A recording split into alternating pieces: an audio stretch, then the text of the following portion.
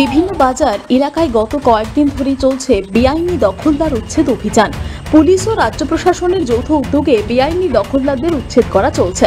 পশ্চিম বর্ধমান জেলার আসানসোল ও দুর্গাপুর এই দুই মহকুমাতেই ধারাবাহিক অভিযানে নেমেছে রাজ্য প্রশাসন।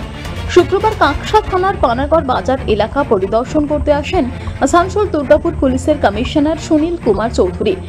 কোনো জায়গা বেআইনিভাবে দখল হয়ে আছে, সেই জায়গাগুলি চিহ্নিত করার পরই বুদবুদ বাজারের দিকে রওনা দেন কমিশনার। উল্লেখ্য, এদিকে ছাড়াও আসানসোল ও দুর্গাপুর নগর নিগম প্রশাসনের পক্ষ থেকেও ফুটপাত দখলমুক্ত করা ছাড়াও বেআইনি দখলদার মুক্ত অভিযান শুরু হচ্ছে গত কয়েকদিন আগে। তবে কোথাও পুলিশকে বড় ধরনের কোনো বাধার মুখে পড়তে হয়নি বলেই সূত্রের খবর।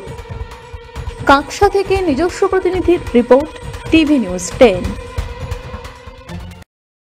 সবার আগে খবরের আপডেট পাওয়ার জন্য সাবস্ক্রাইব করুন আমাদের ইউটিউব চ্যানেল এবং ক্লিক করুন বেল নোটিফিকেশন আইকনে।